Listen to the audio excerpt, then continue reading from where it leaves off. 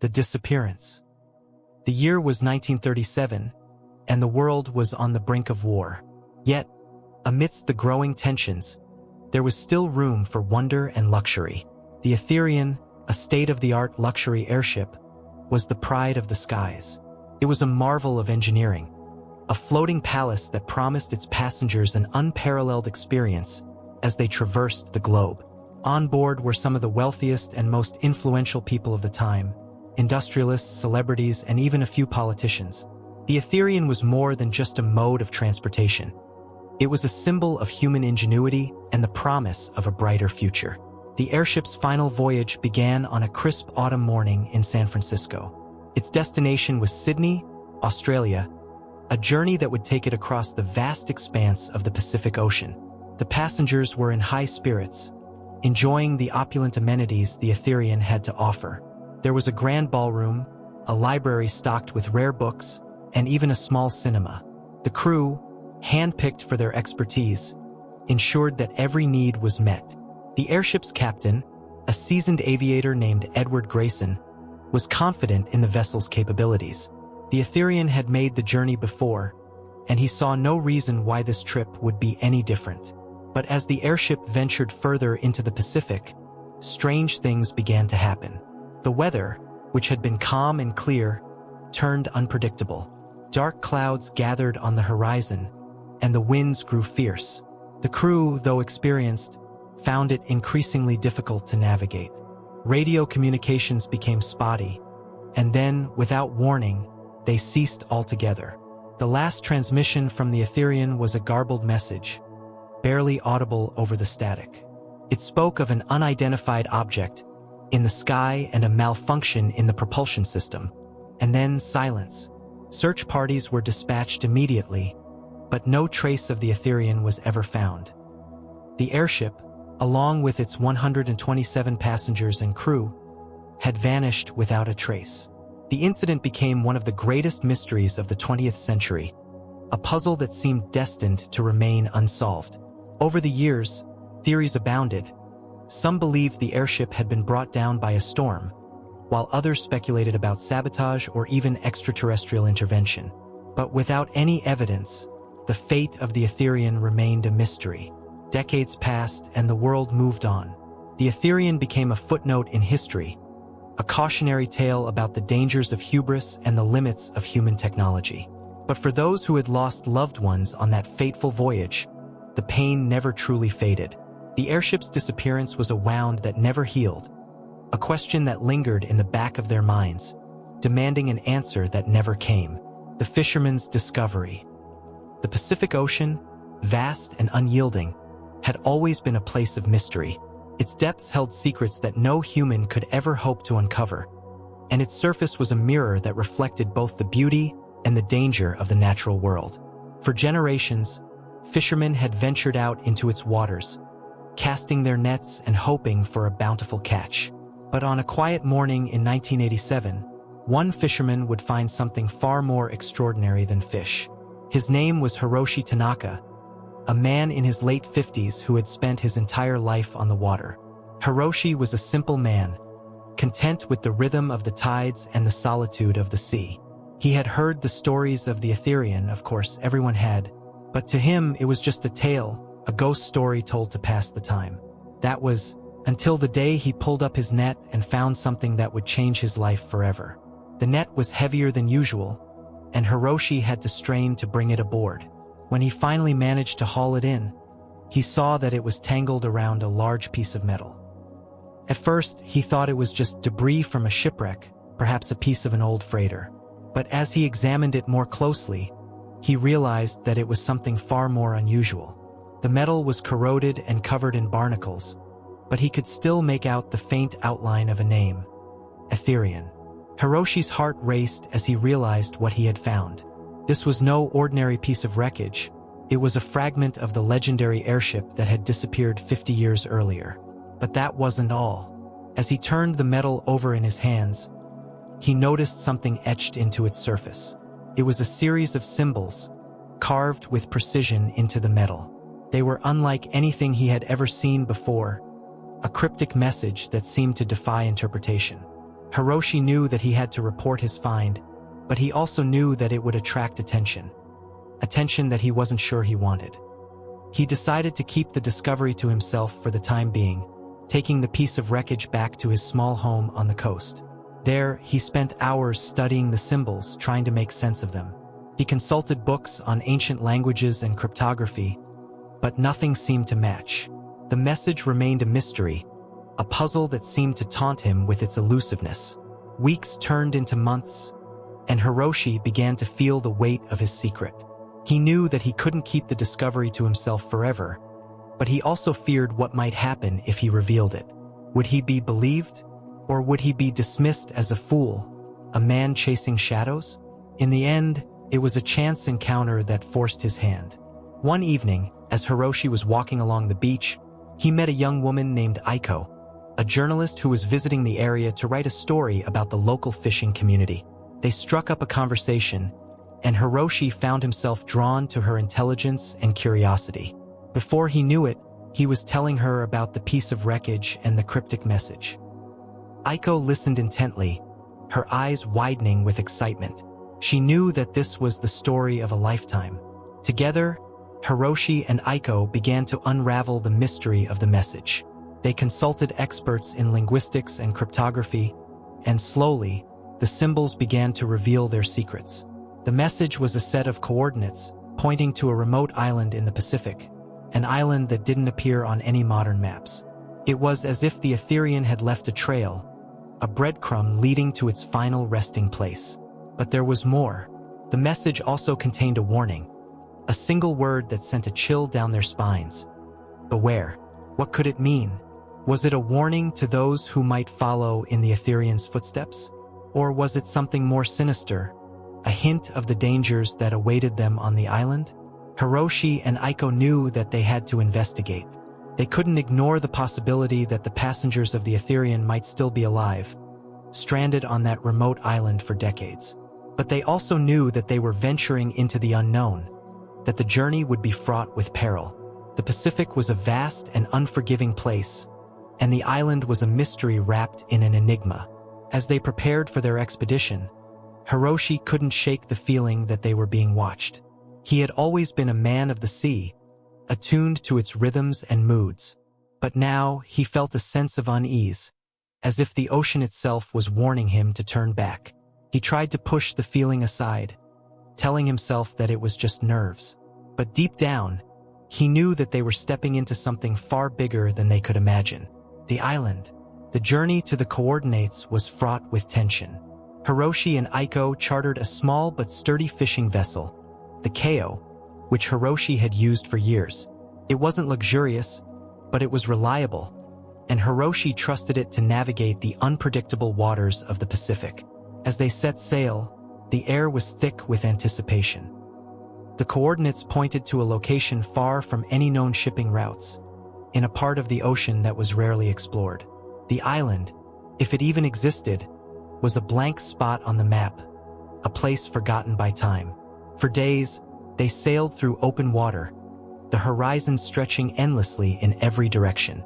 The weather was calm at first, but as they neared the coordinates, the skies darkened, and the sea grew restless. Aiko, who had never been on such a long voyage, struggled with seasickness, but her determination never wavered.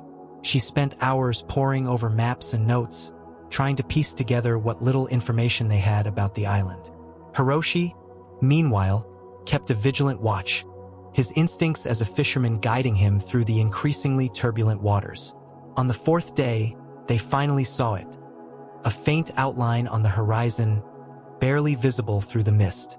As they drew closer, the island came into view, a jagged landmass rising from the sea like a forgotten fortress.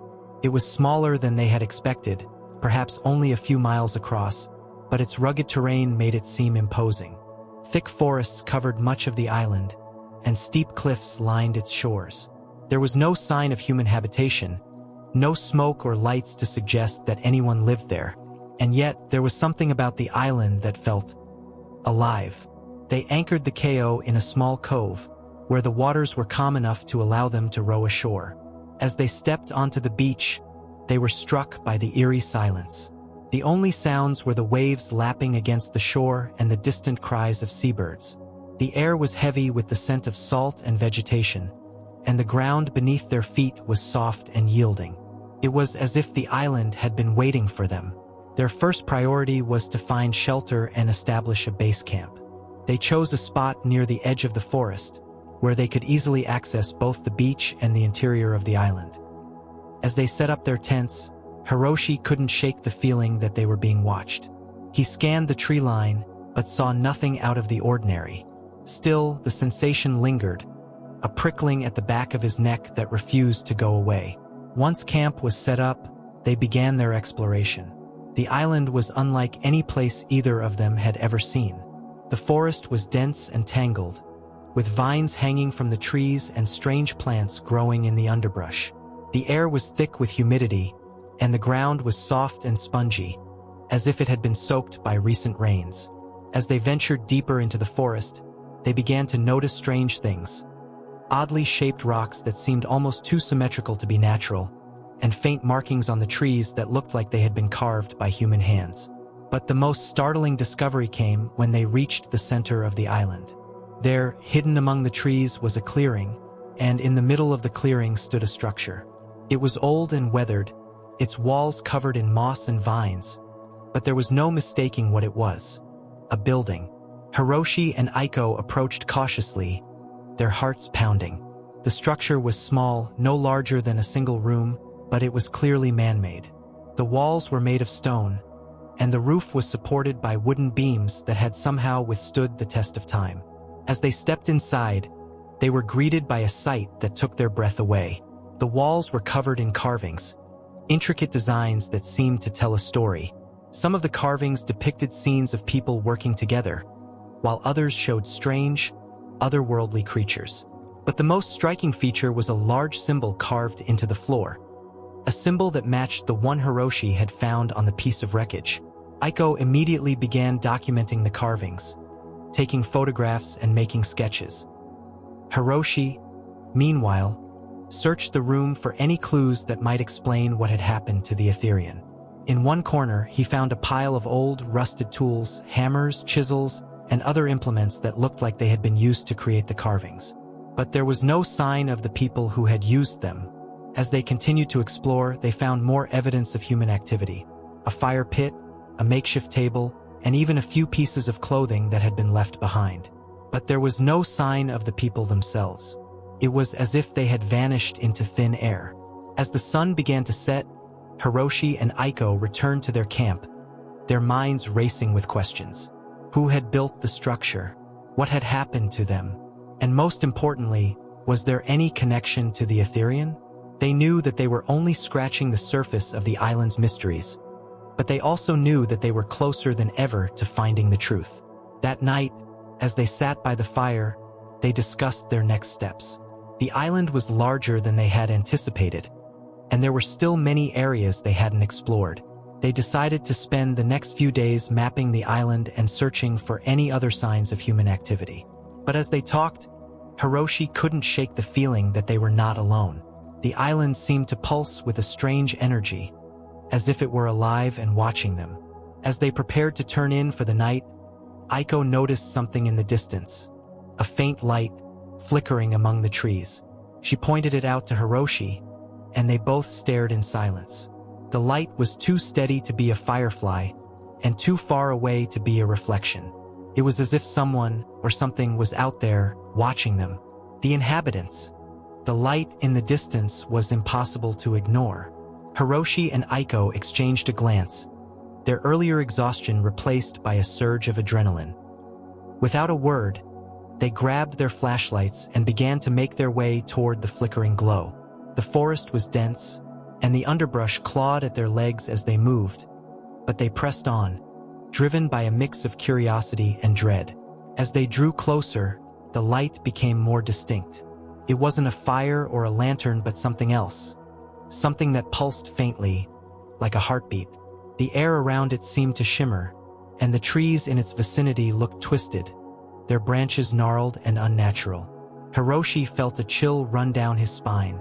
He had spent his life on the sea, but this was something entirely alien, something that defied explanation. When they finally reached the source of the light, they stopped in their tracks. Before them was a clearing, much like the one where they had found the stone structure earlier. But this clearing was different. In its center stood a massive crystalline object, roughly the size of a small house. It glowed with an eerie, bluish light, and its surface was covered in intricate patterns that seemed to shift and change as they watched. Around the base of the crystal were more carvings, similar to the ones they had seen in the stone structure, but these were more elaborate, more detailed. And then they saw them, the inhabitants.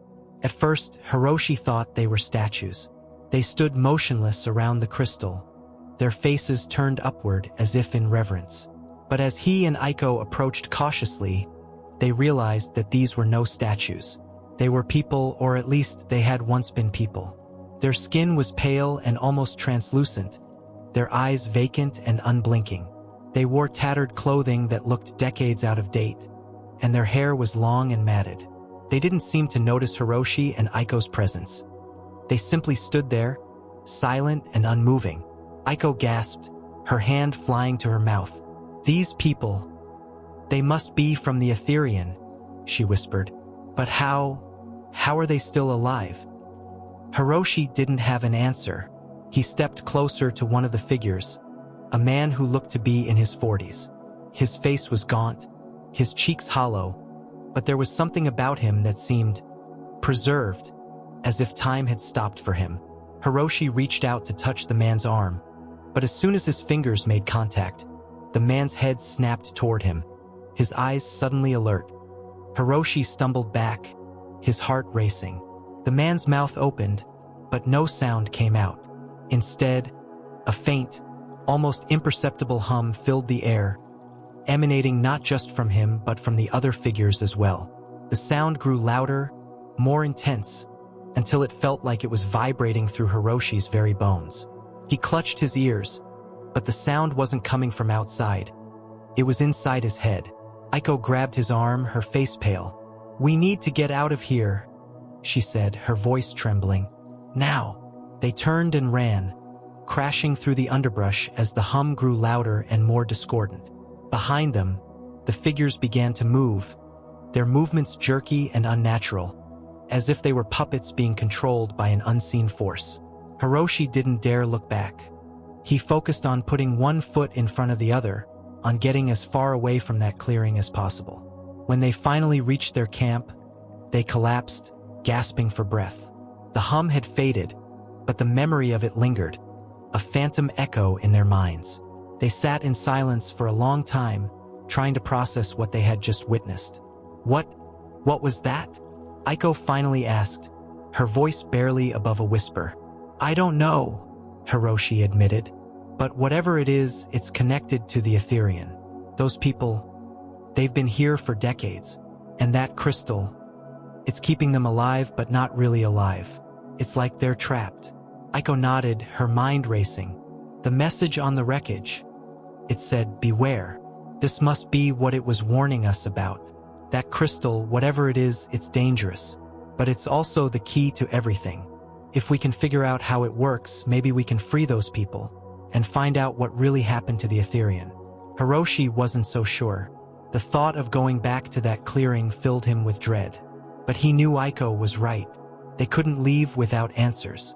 They had come too far to turn back now. The next morning, they returned to the clearing, armed with cameras, notebooks, and a determination to uncover the truth. The figures were back in their original positions, standing motionless around the crystal as if nothing had happened. Hiroshi and Aiko approached cautiously, keeping their distance this time. As they studied the crystal, they noticed something they hadn't seen before. Embedded in its surface were small, metallic fragments, pieces of machinery, perhaps, or some kind of technology. Aiko began to document everything, taking detailed notes and photographs. Hiroshi, meanwhile, focused on the carvings around the base of the crystal. They seemed to tell a story, one that involved the Aetherion and its passengers. According to the carvings, the airship had been drawn to the island by the crystal, which emitted a powerful energy that disrupted its systems. The passengers and crew had been lured to the clearing, where they were somehow absorbed into the crystal, their life force used to sustain it.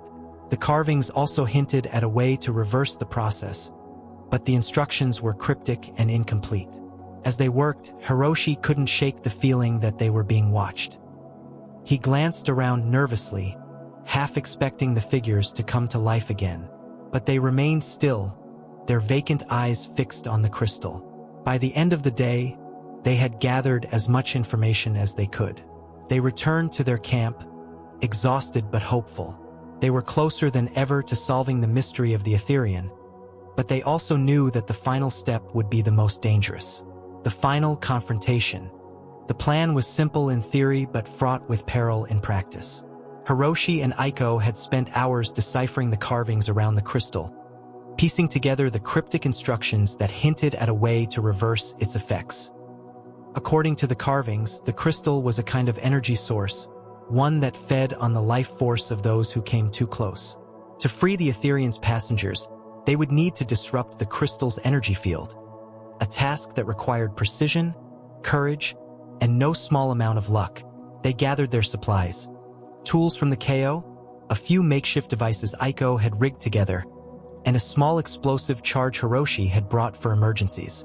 They also carried with them the piece of wreckage Hiroshi had found, the one with the cryptic message. It felt like a talisman, a reminder of why they were doing this. As they made their way back to the clearing, the island seemed to grow darker, the air heavier. The forest was unnaturally silent, as if the very trees were holding their breath. When they reached the clearing, the crystal was still there, pulsing with that same eerie light. The figures stood around it, motionless as ever, their faces turned upward in that same unsettling reverence. Hiroshi and Aiko exchanged a glance, their resolve hardening. They had come too far to turn back now. "Ready?" Hiroshi asked, his voice low. Aiko nodded. "Let's do this." They moved quickly, setting up their equipment around the base of the crystal. Aiko worked on calibrating the devices she had built, while Hiroshi prepared the explosive charge. The carvings had suggested that the crystal's energy field could be disrupted by a sudden, concentrated burst of energy, something the charge was designed to provide. But timing was critical. If they set it off too soon or too late, it could make things worse. As they worked, the hum began again, faint at first but growing louder with each passing moment. Hiroshi felt it in his chest, a vibration that seemed to resonate with his very being. He glanced at the figures around the crystal and saw that they were beginning to stir, their heads turning slowly toward him and Aiko. "We need to hurry," Aiko said, her voice tense. "They're waking up." Hiroshi nodded, his hands moving faster. He placed the charge at the base of the crystal, making sure it was positioned exactly where the carvings had indicated. Aiko finished her adjustments and stepped back, holding a small remote device. "On your mark," she said. Hiroshi took a deep breath. "Now." Aiko pressed the button, and for a moment, nothing happened. Then, with a deafening crack, the charge detonated. The crystal shuddered, its light flickering wildly. The hum grew to a deafening roar, and the figures around the crystal began to convulse, their bodies jerking as if caught in an electric current. Hiroshi and Aiko shielded their eyes as the crystal's light intensified, then suddenly dimmed. The hum faded, replaced by an eerie silence. When they looked again, the crystal was dark, its surface cracked and dull. The figures around it had collapsed to the ground, their bodies limp. For a long moment, nothing happened. Then, one by one, the figures began to stir. Their movements were slow and uncoordinated, as if they were waking from a long sleep. Hiroshi and Aiko watched in awe as the man Hiroshi had touched earlier sat up, his eyes blinking as he looked around in confusion. Where am I?" he asked, his voice hoarse. Hiroshi stepped forward, his heart pounding. "You're on an island in the Pacific," he said gently. "You were on the Aetherion. Do you remember?" The man frowned, his brow furrowing as he tried to piece together his memories. "The Aetherion, yes, I remember. There was a storm and then light, so much light." One by one, the other passengers began to wake, their reactions ranging from confusion to disbelief. Hiroshi and Aiko did their best to explain what had happened, though even they didn't fully understand it. The crystal, it seemed, had kept the passengers in a kind of suspended animation, feeding on their life force to sustain itself. Now that it was destroyed, they were free. But as the passengers began to recover, Hiroshi noticed something strange. The island itself seemed to be changing. The trees were wilting, their leaves turning brown and falling to the ground. The air grew colder, and the ground beneath their feet began to tremble. "We need to get off the island," Aiko said, her voice urgent. "Now." They helped the passengers to their feet and began to make their way back to the beach. The journey was slow and arduous, the island's terrain growing more unstable with each passing moment. By the time they reached the Kao, the island was in chaos, the ground splitting and the sea churning. As they boarded the boat and set sail, they watched in stunned silence as the island began to sink into the ocean. The crystal's destruction had destabilized the entire landmass, and now it was being reclaimed by the sea. Within minutes, it was gone, leaving only a faint ripple on the surface of the water. The passengers of the Aetherion were safe, but their ordeal was far from over. They had lost decades of their lives, and the world they returned to was vastly different from the one they had left behind. Hiroshi and Aiko knew that their journey was just beginning, that there would be countless questions to answer and challenges to face. But for now, they allowed themselves a moment of quiet triumph. They had solved the mystery of the Aetherion, and in doing so, they had given its passengers a second chance at life. As the Kao sailed toward the horizon, Hiroshi looked at Aiko and smiled. "We did it," he said. Aiko nodded, her eyes shining with relief. "We did." And as the sun set over the Pacific, they knew that whatever came next, they would face it together.